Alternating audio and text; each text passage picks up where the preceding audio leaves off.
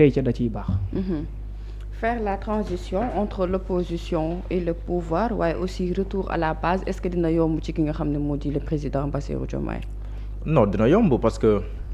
président Diomaye kenn gënu koo xam Pastef moom moo nekkoon le secrétaire général du parti Pastef am na sax ku ma ne jamonoy négociation Yewwi Askan Wi ak yooyu noonu Sonko bu bëggee bu affaire yi compliqué Sonko Diomaye lay yónni parce que bu nekkee dafa am ay principe ak ay position yu dëgër yu ñu war a taxawal Diomaye lay yónni Diomaye dem taxaw donc pour dire que ku xam Pastef la ku maîtriser Pastef la ku am parce que boo nekkee secrétaire général d'un parti politique yow yaa nekk au cœur du parti politique yow yaa def lépp donc ku mel noonu pour mu dellu soit ci parti Pastef dafay am solo mais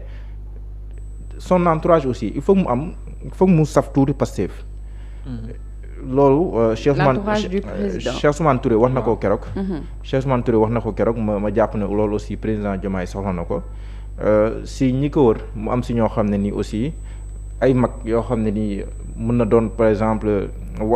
pas forcément ku bokk Pastef comme kii mais ñoo xam ne nii ay alliés Pastef lañ wala ñoo xam Pastef lañ bokk dëggantaan nekk ay mag je pense à ku mel nii ñoom Diallo Diop wala ku mel nii doyen Habib Sy ak ñeneen ñooñu bu ñu nekkee si diggante aussi mun na leen dimbali lu bëree bëri pour que ñu mën a anticiper si ay mbir yu amagul peut-être que lii nii coow bi du doon am bu nekkoon ne le président Diomaye amul déconnexion totale ak le parti Pastef kon dinañ ko doon régler foofu noonu parce que lii lu yomboon régler la si parti Pastef mais en tout cas il faut que parti Pastef assumer li mu doon si wàllum politique son ADN mu gérer ko noonu ba pare le président du parti Pastef mu koy waxaat mi ngi naan loolu moo war a mën a nekk dans le respect des lois et il insiste là-dessus dans le respect des lois yi moom moo fi nekk mais Pastef moo war a doxal vision xam nga loolu moo nu indil fu mu toll nii ñëpp naan ana rupture bi tout le monde se dama ne tout le monde mais beaucoup de gens se posent cette question où est la rupture dafa mel ni Macky Sall daal jóge na fi Diomaye toog na loolu moom gis nañ ko mais dans le cadre de la conduite des affaires publiques à moins de 2 ans lan nga mën a wax ne mooy rupture totale boo xam ne nii kii na fi même reddition des comptes bi mais yàgg nañ ko wax dafa yéex mais bu dul du yéex bi kese mais reddition des comptes bi ak à ce rythme là yaa ngi 2 ans daanaka dem na mais finalement après ba pare bu nekkee ay dossiers 50 millions yoo xam ne mën nga dem sax ba si biir non lieu génn si wala loo xam ne ni kii après loolu mën na xajamal mbir yi si ay dossiers yoo xam ne am na yeneen yoo xam ne ni aussi jàpp na ne moom moo ëpp dayo yu ñu war a lijjanti yeneen loolu yëpp tamit dafa pense que war nañ ko mën a xoolaat bu baax a baax wala boog bu nekkee ne dañuy am leneen lu ñuy privilégier ay juboo ak yooyu noonu yëpp bon loolu tax bu nekkee mooy option bi nu tel ko Sénégalais ñoo xam ne loolooy option bi mais à ce rythme là quand même am na si lu bëree bëri loo xam ne ni c'est à se poser la question mais où est la rupture donc Pastef doit assumer carrément sa vision sa doctrine gérer ko réew mi 5 ans yi après en 2022 incha allah Sénégalais apprécier bu nekkee ne Pastef li mu wane doy na leen ñu reconduire leen bu nekkee ne beneen opposant moom moo leen doy ñu reconduire ko mais là moom mi figue mi raisin moom voilà mi ngi noonu man pour man daal identité Pastef dañ ko war a assumer bu baax a baax parce que ñoom ni ñu opposé Sénégalais yi jox leen réew mi mais nañ gérer réew mi par rapport ak seen gis-gis ñoom waa Pastef après au bout du compte Sénégalais ñoom ñooy apprécier. mais ci gën wet pour man Mohamed. c'est vrai Pastef moo yor la force. mais c'est Pastef même qui se sentent lésés. pourquoi ma wax loolu mooy parce que Pastef gouverne wul. exactement moo tax ma ne Pastef qui se sentent lésés. parce que non seulement Pastef qui se sentent lésés dans l'exercice de l'État. mais qui se sentent lésés même dans le fonctionnement de son parti politique. pourquoi ma waxee côté boobu mooy maanaam au cœur de la formation bien au cœur de la faisabilité des projets wala ci doxalinu état tey ñenn ñi dañ jàpp que ne am na benn doyo wala benn représentation boo xam ne Pastef war na ko mën a am au cœur. mais lu bare dafa nekk loo xam daanaka dafa des tey tout ce qui se décide ça se décide où au niveau de la présidence à travers le président de la République ça veut dire que ne ce n'est pas seulement sa personne ou bien ses idées qui décident mais en réalité li ëmb wala liy wër le président de la République moo bokk ci li nga xam ne d'habitude moom mooy décider te liy wër président de la République ak li nga xam moom mooy décider manquement googu noonu am lan la mooy la représentation autour du président de la République. mooy li Mohamed wax. même s'il y a des profils derrière le président de la République. à travers ces profils qui sont de Pastef tey jii seen doyo wala seen expérience ani ban tolluwaay moom la indi au sein de Pastef. beneen bi nga ci tegaat mooy que ne c'est-à-dire seen amu projet wala seen amu parti politique bi. il s'appelle Ousmane Sonko. léegi si Ousmane Sonko moom moo dem ba dox ci doxalinam sentir que ne moom. à un certain moment c'est comme si que personne ne le protège. Mais fan la conséquence bi di ne parce que pour man ñaar moom moo am président Ousmane Sonko moom la sentir ne amul protection ci wàllu googu mooy ci doxalinam en tant que premier ministre amul mais ci doxalinam au sein du parti politique amul. D'où quand il commençait à parler ci biir parti bi la njëkkee. Parlant au leader du parti politique parce que nii la leen joxoñee ci kanamam ne par rapport à la situation bii di xew tey Ousmane Sonko confirme nettement à travers Cheikh Ousmane Touré ne liñ koy wax wala liñ koy def doonul loo xam ne daanaka lu ko ébranler la wala mu métti ko mais est-ce que ça n'est une belle chose pour image état wala image koo xam ne da ngay incarner lu ñuy woowee benn rupture. léegi su fekkente ni loolu dafa amul wala institution bu benn protection boo xam ne sentir nga ko autour ñi ñu jàppee seen bopp ay lieutenant mais kenn dafa mel ni ak yaa caay caral la ñu amal tey protéger tuñu la défendre ñu la xeexaluñu la wala defuñu lu ñu war a def keroog vendredi maa la koy wax fii ne pour man benn corps la Ousmane Sonko di épargner parce que ñoom laa gisagum ne defaguñ benn faille depuis ñu commencé ba ndëgg ni mooy corps bi nga xamante ni ay ndaw lañ ñoo xam ne fu mu woote ñu dem fa lu mu bëgg ñu wax ci te du ñoom lay mën di gisante de manière permanente. politiquement nga bëgg a wax quoi. politiquement waaw parce que boo nee corps rek. waaw corps maanaam fi may waxee mooy. politiquement quoi mooy maanaam ñi nga xam ne ci réseaux sociaux yi lañ nekk wala ay ndaw lañ. di ko faral di topp ci lu bare bare. beneen bi nga xam ne également bokk na ci benn côté mooy tey diggam ak président de la république parce que quand il dit que ni ne wax naa ko ne ko lii mën nga ko mettre fin te def ko lan moo tax def ko nag leneen la mooy c'est comme si que dafa sentir que ne benn côté dañ ko seetaan. il est pas protégé ci yenn yi. beneen bi nag mooy. même si loolu tamit c'est à relativiser parce que xam nga tax c'est à relativiser. mën naa la limal ay tour ñoo xam ne dañoo attaqué frontalement le premier ministre fu mu toll nii ñu ngi ci kaso bi. Assane Diouf par exemple. Assane Diouf mi ngi ci kaso bi dafa attaqué le premier ministre frontalement ba dugg sax ci yoo xam ne ni mënoo ko répéter ci plateau am na ñeneen mais quand même am na ci ay yoo xam ne nii quand même dafa ci am justice taxawee ci noo xam ne nii dafa jaaxal ñu bari. dafa tey xel. mën na am loolu moom mooy problème mu premier ministre par rapport à la justice maanaam da ngay gis ku wax loo xam ne lii moom lu leer naññ la ab tifaar bu leer naññ la mu dem justice ñu ne ko non sursis wala lu mel te lu mel noonu lu gën a tuuti loolu boo ko waxoon ci kenn koo xam ne nii dafay yëngu ci wàllu woowu sa tànk du la suuf lu gën a tuuti loolu. mais fan lay jokkoo nekkul si est-ce que l'exécutif a pris la décision mais est-ce que réellement au sein de la justice au sein de la justice loolu am na si très bien justice c'est-à-dire que est-ce que le souhait d'Ousmane Sonko ce n'est pas dans le sens mais xam nga d'un changement au sein de la justice xam nga dafa am benn paradoxe boo xam ne nii il faut ñu souligner ko xam nga mooy lan ñoom nee neen du ñu ingérer benn yoon si justice c'est ce qu'ils ont dit ba pare bëgg a changer mais justice di doxee pour man à l'étape actuelle ñëpp xam ne président Macky Sall la ko waxoon moo ne woon am na dossier am bu ko procureur bëggee laal na mu koy naan mu teg ko suuf ndaxte mën na ndey mi jombaalo mais le président de am na ay leviers yoo xam ne nii mën na koo teg ci pouvoir am te day légal de mu teg à des niveaux stratégiques ñoo xam ne nii li mu bëgg ci wàllum politique pénale am dinañ ko defal dina ko mën a am président Macky Sall amoon na ko mais nag loolu boo koy def président du parti Pastef mu ngi koy wax ci biir waxam mi ngi naan mais doo jëfandikoo doole état pour buntu xatal wala pour xeex ay nit maanaam loolu boo koy def yéene bi ngay am mooy am solo ndax da nga koy def pour xeex sa opposant wala ndax da nga koy def pour rétablir l'ordre l'objectif bu nekkee da nga koy def pour rétablir l'ordre pour man jar na ko nga def ko rétablir l'ordre teg li nga bëgg a teg gars yi xam ne li mooy indication Sénégal lii lañ gën déterminer les lignes rouges def li nga bëgg a def mais boo defagul loolu lu ñëw rek jëlal effectivement mënoo ne du ma ingérer du ma woote du ma nàngam ba pare bëgg naa koo changer déedéet boo ko bëggee changer da ngay def ay rupture profonde yu tax nga changer ko xam nga bi ñu jógee ci événement 62 yi. mais est-ce que dafay baal ma balaa mais est-ce que dafay yem ci seppi dit diw sàngam dugal diw sàngam. non du fa yem après am na réforme yu war a am. exactement à l'Assemblée nationale en termes de loi mais premier acte yi nga war a poser. am na loo xam ne boo ko tegee rek après la sa am. voilà jël ko mais. xam nga événement 62 en termes de nomination ça correspond à une volonté. voilà de mais après ils se sont rendu compte mais sur l'application de ces lois entre autres. après ils se sont rendu compte que mbir mi ñoragul woon. très bien mais 62 bi ñu weesoo après dañoo am constitution bu bees. waay tout à fait lan la président Senghor def ci tirer ay leçons. waay ba yokk ay pouvoir président de la République pour bañ ñu tàbbiwaat ci ay crises yu mel noonu nga xam ne dafay. diggante premier ministre ak le président. diggante président conseil de waaw mais mën nañu jël parce que mën nañu jël mais moom moo jël équivalent au premier ministre mais boo génnee tam ci li nga génn en mars 2020 maanaam ci li ñu génn nga falu en mars 2024 da nga war a tirer ay leçons ci loolu. balaa ngay jël yenn décisions yi war koo teg mais da ngay rétablir li nga xam ne moom moo war a nekk ba pare après nag booy libérer nga soo kaa mën a libérer mais bu loolu amul tamit mais là c'est la faute à Pastef. waaw parce que vous ne pouvez pas arriver au pouvoir ñu def benn constat de 2021 à 2024. Voyant les manquements qui se trouvent au niveau de la justice. En termes de procédure. En termes de décision. et benn rupture am maanaam benn réforme amul. non y a rien. il n'y a aucune réforme au niveau de la justice. alors que les possibilités sont là. pourtant assises yeeg ak yooyu. non mais les possibilités sont là mënuloo ñëw accélérer les choses ne justice.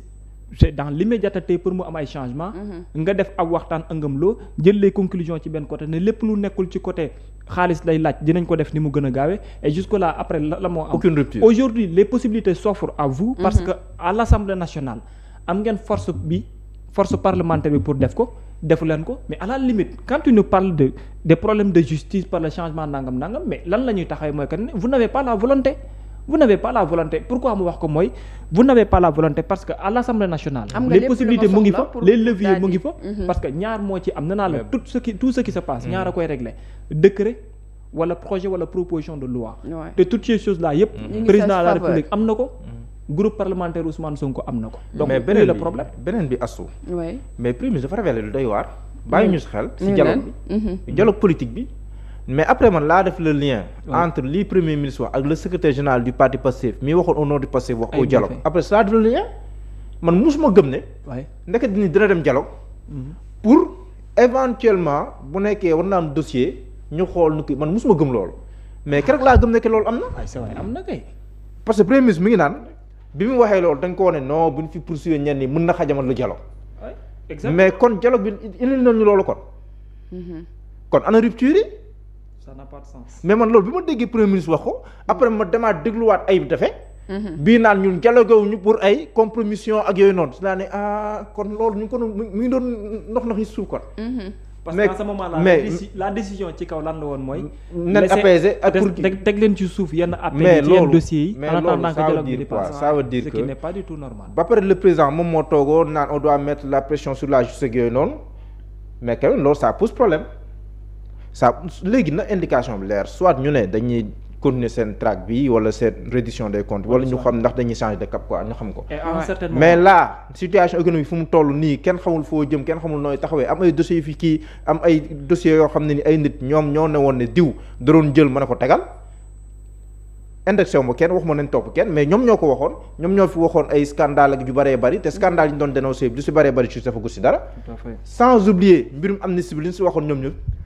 ñu ne woon dinañ topp kan lañ fi toppagum si wàllu woowu. et en certain moment kan lañ fi toppagum si wàllu woowu. ça sera trop tard xoolee da nga naan dafa ne tekkaat. voilà léegi ñoom la légitimité c'est parce que temps de grâce bi dafay épuisé wu bu temps de grâce bi épuisé wu mu gën a nekk équation ci yow su boobaa d'autres priorités s'offrent à vous et bu boobaa doo mën a boole wax. moo tax foog ngay comprendre gis nga ñii di wax ne que le premier ministre wala le président participatif am na yoo wax waru ko wax si kaw da nga leen comprendre wax leen dëgg mais le premier ministre dafa xam ne su ko yuuxul askan wi yuuxu ko te moom mu yuuxu ko moo gën askan wi yuuxu. maa la wax lii parce que bés bu ko askan wi yuuxoo foofu ça veut dire que liy des dina jafe loolu si ñoom politiquement moo tax man day anticiper si yuuxu boobu mu koy yuuxu. et c'est là où on doit mesurer parce que loo mënti wax loo mënti nangul loo mënti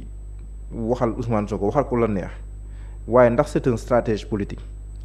ndax njaacaar la. si wàllum politique comme ni ko maître Abdoulaye Tall maître Abdoulaye Ndiaye di waxee. loolu kenn du ko. naatable ndax ki gis mu jaar président Macky Sall si xeex si wàllum politique waxuma sax ay mbirum leneen mais xeex si wàllum politique stratégie fexe ba sauver la candidature du président Diomaye bi nekk président de la République kooku da ngay xam ne si wàllum politique moom bu nekkoon ne université la mën nga jàpp ne professeur agrégé la si. kon lii tamit kàddu yi mu yëkkati mën nañ jàpp ne également stratégie la bu nga xam ne daal dina koy teg balaa wala di non mais di nga Ousmane Sonko day séntu li nga xam ne ñëwoon am na beneen sorte bu mu defoon mu ne xalaatul bàyyi le terrain politique dafay politique maanaam su ma nee dafay politique nag gars yi bu ñu ko déggee ne politique politicienne wala lépp lu mu def ay gain politique la si woon non non politique au sens large laay waxee boo xool li mu wax discours bi dama lay ngeen déglu ko lu nosu la point par point te lu mu préparé la day toog xool feuille yi xool point bi su toog wax ko bu demaatee ba si biir sëggaat xool wax ko maanaam ça a été minutieusement préparé même bu nekkee nag am na ay cadre parti yoon da seen betteel bu bëree bëri si li mu wax am na si ñoo xam ne ni il ne s'attendait pas à cela mais quand même moom mu yuuxu ko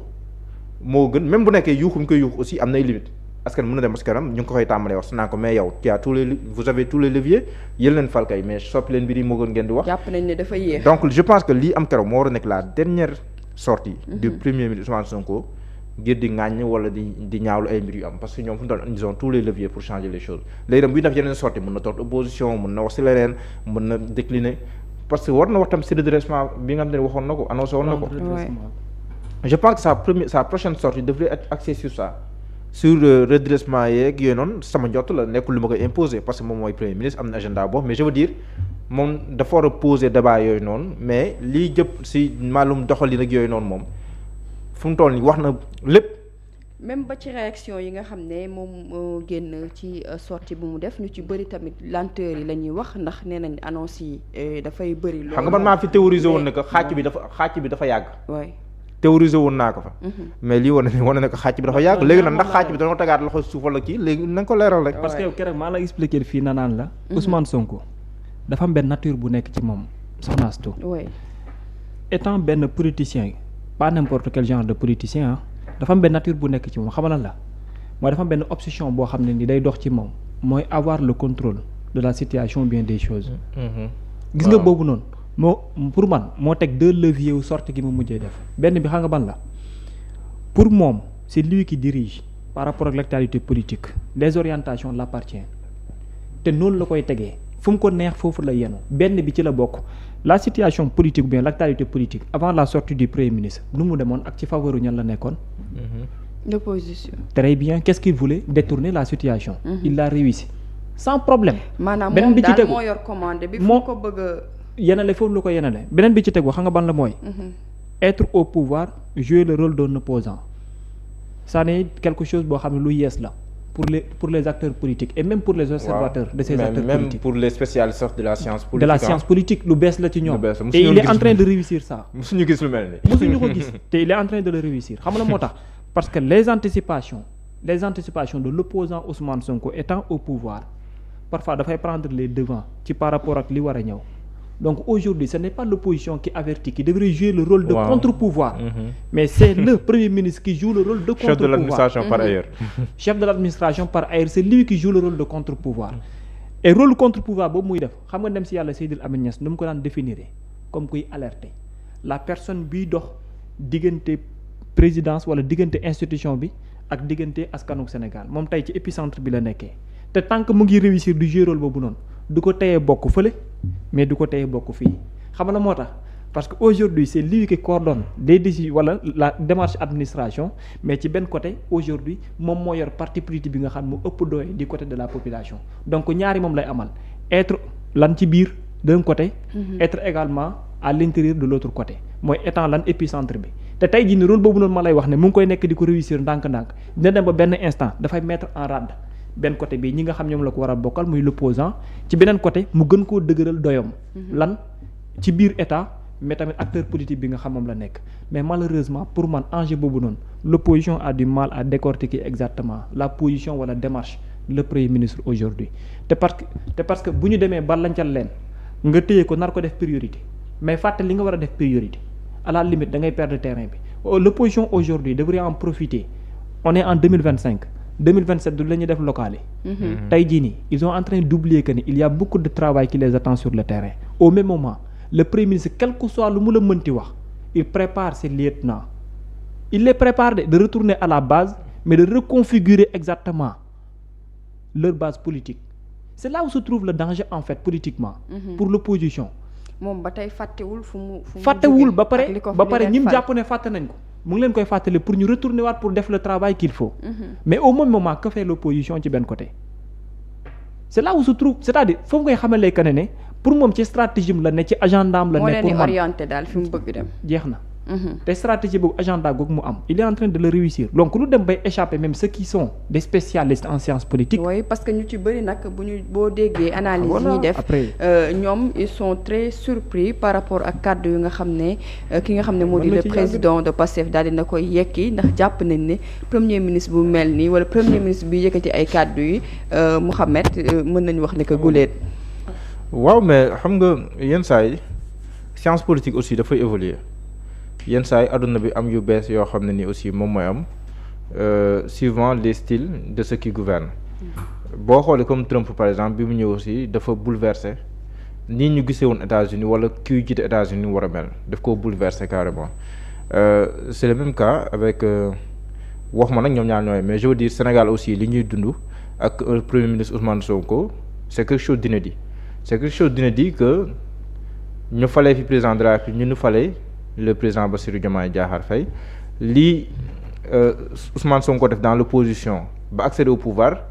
c'est un parcours inédit bu kenn deful maanaam parcours am c'est un parcours atypique bu bosam kese donc il est normal que aussi moom ni mu gisee si wàllum politique ba pare liy permettre Pastef en 10 ans mu accéder au pouvoir loolu yombut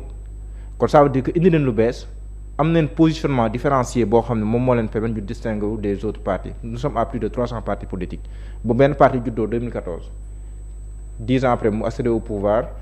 loolu leneen la ba pare accéder noo xam ne ni dafa wute xam nga président Macky Sall mën nga ne 3 ans rek la parti am def. defe naa daf koo sañ ci 2008 2012 mu accédé au kon 4 ans. 2012 mu accédé au pouvoir mais bokkul parce que président Macky Sall dafa am jaar-jaar c'est politique jaar PDS balaa PDS sax defe naa il était un homme de gauche jaar PDS gravir tous les échelons. président de l'Assemblée nationale DG ministre plusieurs fois ministre de l'intérieur premier ministre président de l'Assemblée nationale xam. système politique bi ni mu nekkee woon dund ko. après mu génn ber daaram bi muy dem ay waa PDS ñoom ñoo ko gunge woon aussi ñoom Abdou Mbow Moustapha Cissé Lo Mbaye Ndiaye ak ñeneen mais bokku la Pastef dafa juddu amul benn passé politique ñun kenn xamutoon ñëw jënd rek indi discours bu bees. créer du nouveau discours bu bees le discours Pastef bi mu ñëwee rek dafa indi lu bees. benn discours bu technique axé sur les questions d'enjeux majeurs comme les finances publiques mbirum impôt ak yooyu noonu yëpp de fil en aiguille ñuy dem ba centré wu ci débat public bi booy def débat par la force da ngay ook Pastef boo tegee APR comme APR moo nekk au pouvoir par la force da ngay xool kan ngay mën a am Pastef pour boole ko APR loolu dem ba jur une bipolarisation bon moom moo am ci scène politique bi après lii xew ba ñoom seen histoire dafa atypique seen parcours atypique donc mën nañ comprendre ba pare Ousmane Sonko c'est comme président Abdoulaye Wade parce que président Abdoulaye Wade tolloon na fi maanaam mooy genre homme politique yi nga xam te ni mën nañoo wax daanaka lu leen neex waxin la te Sénégalais du leen ci topp le président Ousmane Sonko am na loolu Sénégalais may nañ ko loolu bëri na lu muy wax loo xam ne bu nekkoon benn politicien moom moo ko wax beneen par hasard mais tama du ko ëppi bu mais moom daf koy wax ça peut passer. mooy légitimité bi quoi. mais ba pare beneen dafay jéggi sax premier ministre Ousmane Sonko mais da ngay gis sax ay DG yuy critiquer ay leen say orientation da nga koy gis ay plateau dem rek naa benn DG. mu wax ci gouvernement bi ci orientation yi jàpp ne par exemple ministère de l'intérieur dafa nekk benn ministère boo xam ne nii ak yenn ministère de souveraineté yi dañoo war a nekk ay ministères yoo xam ne nii ay ñooñ parti ñoo ko war a yor wala ay politique ñoom ñoo ko war a yor pourtant il a dit te pourtant c'est un DG. non mais ça se sent au niveau parlementaire. mais loolu. xam nga xalaatoo ko Guy Marius Sagna. xam nga xalaatoo ko non xam nga gis sax mën nga ne député la am na benn immunité am na liberté. mais un DG. buy def loolu daanaka loolu c'est à peine voilà bi wane ay kii loolu daanaka ko gis da nga doon gis kay moom moo nekkoon le politiquement correct boo jëlee kii nga layam yi après bon si suuf en off ñu ne non xam nga rek loolu mais je veux dire que loolu changé na donc opposition tam moom moo war a adapté wu. au style Sonko na la si adapté wu pas di def di ko topp mais di ko contrecarrer na nga koy contrecarrer nag loolu moom mooy question bi nga xam te moom la ñu war a tontu. dañuy daal di wéyal ñëw ci beneen ponk mbirum le ministre.